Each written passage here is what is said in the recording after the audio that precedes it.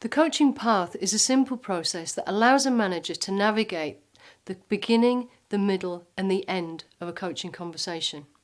So have some simple signposts that allow them to do that. The first stage and the last stage are stages that you'll already be familiar with doing during your normal meetings or one-to-ones, generally in conversation.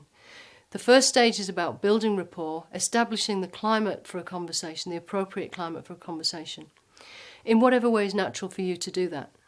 Similarly, the last stage, completion and close, is just you ending that conversation, saying your farewells, perhaps making any arrangements to speak again, in whatever way is appropriate for the person and the situation.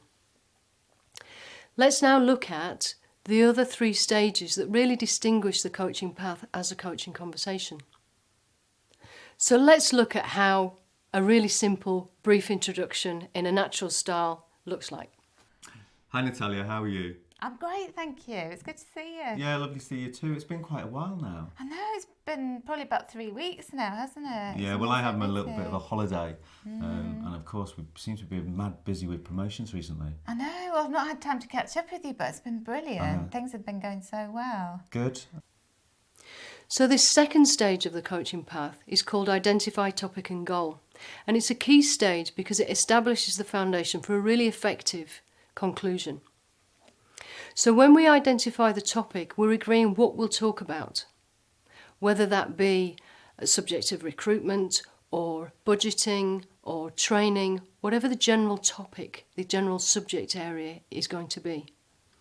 The goal for a conversation is what the individual wants to get as a result from the conversation. And it's quite important because it allows the manager to navigate the conversation, to understand what is the job they need to do in the conversation. And importantly, it places the responsibility for the outcome of the conversation more firmly with their colleague or their subordinate.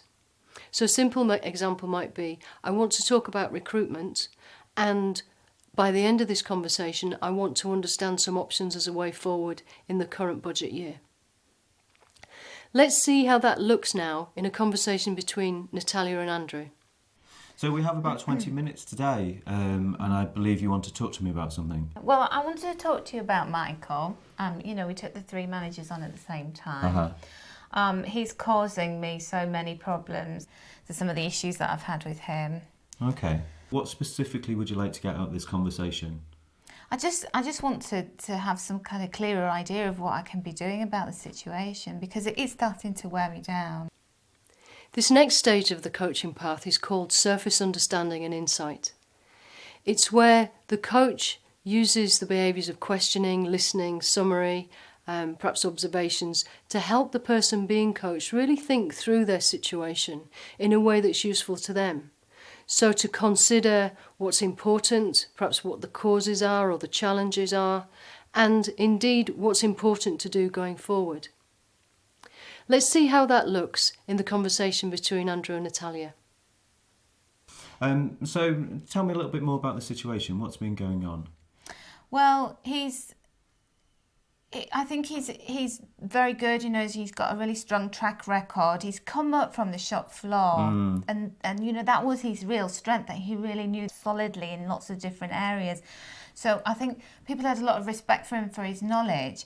But unfortunately, what he's doing is he's just, he's into everything. He's looking what everybody's doing.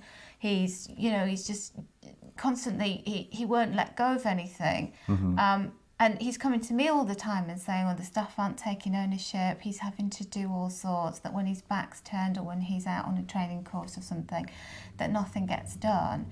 And he's having to rule with a rod of iron. Tell me a little bit more about Michael, because my impression of Michael is a very positive one. So what's driving him to be this way? What's driving him, I think, is the sales. Okay. I think, he sees that as the be-all and end-all. If he gets the results, as long as he's, looking at the bottom line, everybody else doesn't matter. Okay. So what would you like to see him doing? I'd like to see him really, letting his team have some responsibility, because they are experienced. Bill and Angie, they've been there a long time. They may not be doing things as well as him, his experience speaks for itself, but he won't share. He's not coaching people. I'd love to be able to walk onto the department and see him actually, working with people. I'd like to see the team happier. I'd just like to see him put as much effort into building that team spirit and developing people as he does into getting the job done. This fourth stage of the coaching path is called shape agreements and conclusions, and it's where the manager or the coach helps the person being coached pull together the conversation and agree what's going to happen going forward. So it might be that there's a little bit more questioning about what have you decided to do, what are the firm options you want to take forward, how are you going to do that, and really get a sense of the future. So perhaps, how might this affect the situation, what are the benefits that you might get from doing this, and really help engage and motivate the person being coached to decide and take action. Let's have a look how that looks in the conversation between Natalia and Andrew. So what are you thinking about doing?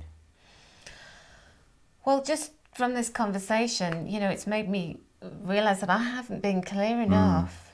I don't think he gets how important the developing people and the leadership side of his role is. I think I'm going to have to make that a lot clearer and have that conversation with him. Okay, so what do you need to see him doing? I need to see him having a clear path towards, getting to the place where his team are happier, where they're doing more, and he's able to help, make them accountable. Okay. I think that's definitely a step in the right direction for him. Okay, so what thoughts do you have around that? How are you going to do that? Well, I think probably, just reflecting on it, that the first thing I need to do is to sit down and have that conversation with him and put some clear plans in place for him. He's got a performance review next week, and that would be, we've got a couple of hours set aside then, so I think that would be a really good time to do that. Perfect. And what other thoughts are you having? Well, we took Vanessa on at the same time as Michael, and she's doing so well. I mean, she's great. She's brilliant, isn't she? And everybody, she's really well respected across the business, and she's got it absolutely right with her team. But at the same time, she's getting the figures in as well. So she's showing it can be done. And I know they get on really well. They've got a really good mutual respect. So I'm wondering whether he would like to shadow Vanessa and see how she's managing to do that. Some of the things that she does with her team. So what support might you need from me? Well, I haven't really got in my mind how I'm going to approach this, setting goals around developing his team. Okay. So I want to put some ideas down before I go into this conversation with him, because I want to be very clear myself about what I'm going to say. So can I email you? Yes, certainly. Think about that a little bit, and then just bob me an email. Yeah, and if you can give me some feedback, I'd really appreciate it. Sure, I will do.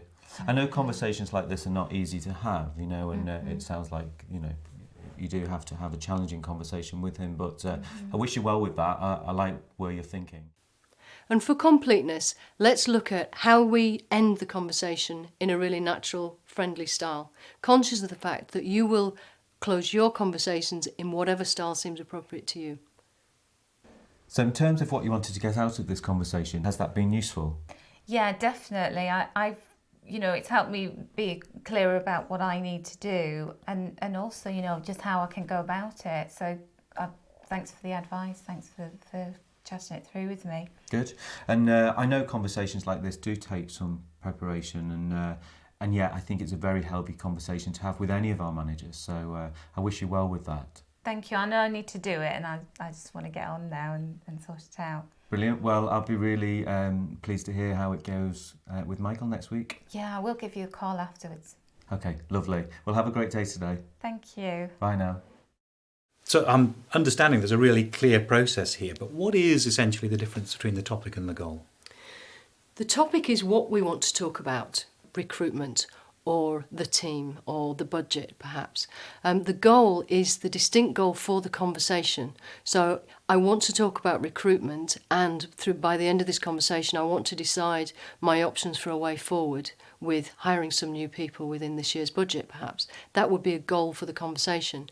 I guess it's important to remember that the goal for the conversation is not necessarily the goal for the situation. The goal for the situation will naturally arise during the conversation, but it's more typically to be something like, I want to hire some people with more experience in accounting, let's say. I'm curious, doesn't using a process like this make the conversation seem very clunky and mechanical? Initially, it can, when we're trying to remember the process, the beginning, the middle and an end of a conversation, it can make it feel a little bit like stabilisers on a bike.